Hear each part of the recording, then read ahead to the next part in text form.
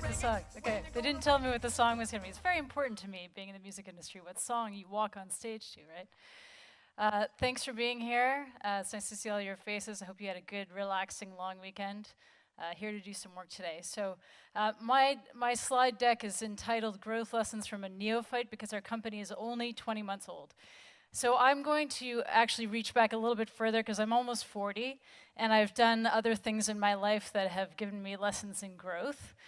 So what I'm going to do is give some more high-level approaches that we do at Side Door and other things that I've done. So we all know that this is one of the famous commentary on how to grow fast, move fast, and break things. Hopefully you're not doing anything with fragile objects. I have a version of that, which is mash all the buttons until you get a knockout, which is something I learned very early on playing Double Dragon at the local arcade when it still just took quarters and you had to save up for that. That's my first lesson in how to figure out the secret combination of how to get the knockout. The second thing that I started to learn, and this is more into when I was doing events. If you've ever done an event, and thank you for all the people running this event, you know that it's very time sensitive. And so when things go wrong, people freak out. And so they text you if you're the one in charge. And so if your phone looks like this, I've made a habit of waiting 20 minutes. Unless it's a medical emergency, which there are very few actual emergencies in the music industry, you can pretty much wait 20 minutes before putting out any fire. And what this does, it's really, really important. This is where it's a growth strategy.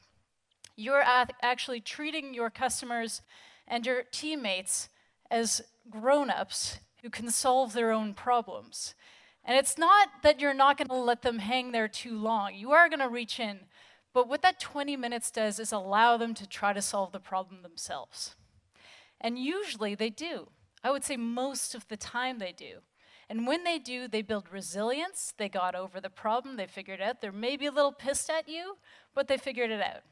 And the second thing is that now they have that capacity and skill set to do it next time or help somebody else to do it that next time. And I tell everybody in my team to try this. Just give it some breathing room. This one is definitely something that I've had to work on, the don't take it personally approach. So here's a little story. We did enter into the US market recently, kind of by surprise, sooner than we thought. A band called Broken Social Scene called us up, who have been involved in the development of our company, which we are very fortunate to have. They were on tour in the US, and they had a day off just outside of Boise, Idaho. And they asked if we could put together a show in some random spot. Now, they're a giant band. Anybody know this band? You know, okay. So they're a huge band. They roll with a tour bus and then trailers. And we were like, okay, so we all got on the phone. The show that they wanted to do was the next day. It was about 6 p.m. We all got on the phone, started calling, found a place. It was a goat farm / skate park. And we put them there, and the tickets were on sale, sold out within a few hours. The show happened the next day. It was great. But the problem was that because we had never done a US show, we didn't know if the ticket sales were actually going to work. We were using Stripe, and we had to set up the host and the artist through our ticketing system that was all run automatically in Canada that had gone fine, but we didn't know if it was going to work in the US.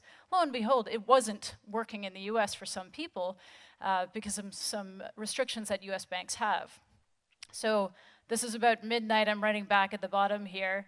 I'm giving him some options. This person who's calling us the ticket lord, getting really pissed at us and like blasting us on social media. I'm giving this guy some options. Again, taking a bit of the wait 20 minutes approach, don't take it personally, was a real essential thing here. The next day, he goes to the show, he writes this. Basically the best time of his life. I keep this photo pretty close at hand whenever I'm trying to work on something really hard because it tells me that and Steffi was saying this. Was it Steffi or Alistair who was saying about if they're yelling really loud? Yeah. If they're yelling really loud at you, Steffi was saying, like, why are they still with you? So he really wants this to work, obviously. And then he got the result that he wanted. So this is something that I think is essential for growth. You know, growth is often described as up and to the right, very phallic system of growth. I like to think about the what are you bearing to the world that you must go through pain to experience and get to the other side. Childbirth is an excellent example of that. This is my daughter, my second child. She was born in 3 hours from water breaking to delivery. I've never experienced pain like that in my life. But what happened is I surrendered to it. And that, to me, was the essential learning point in any growth, in any birth, in anything that you're trying to develop. There will be pain. If you can't figure out how to surrender to that pain, first and foremost, acknowledge that it's there, accept that it's going to happen, and then move on and get through it to the action that you need. Acknowledgement, acceptance, action, surrender to the pain.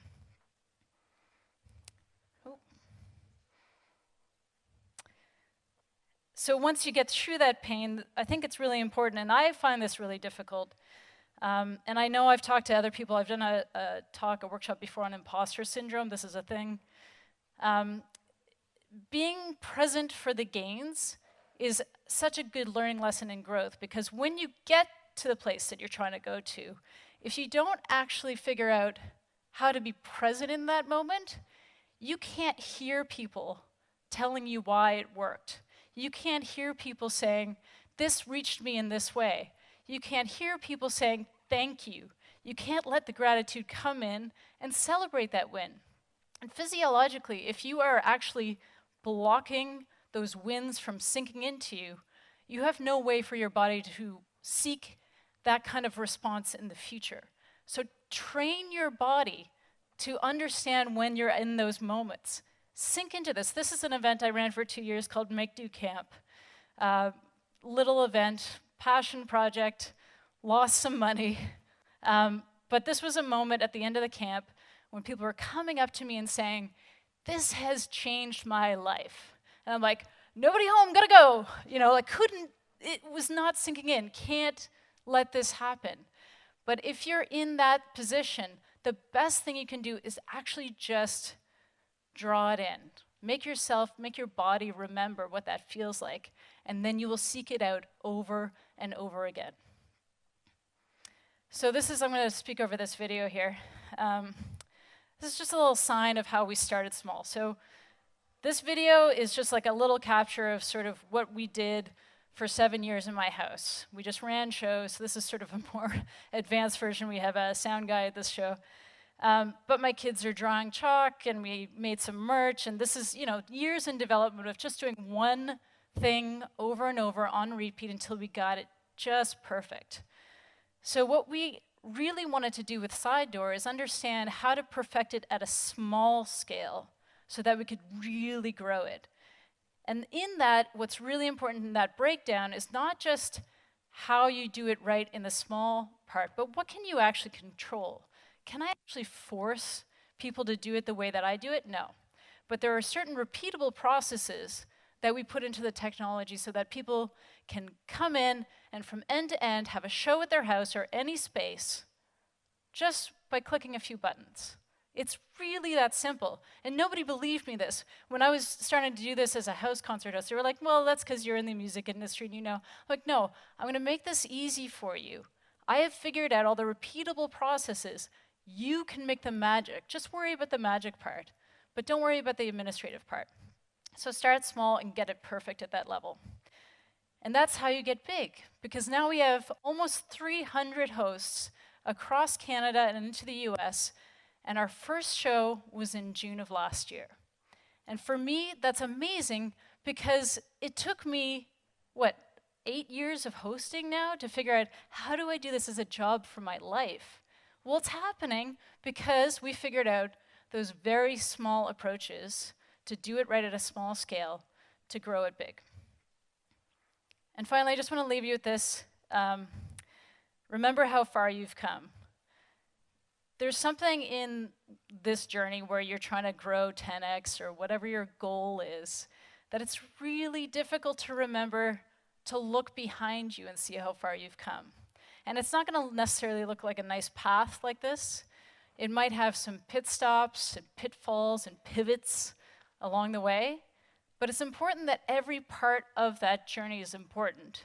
And you are just one pinpoint along that timeline. And that journey is going to continue, whether you like it or not. But if you take a moment to look back, you'll begin to understand the sense of where you've gone. And this is something, I'll just leave you with this one thought.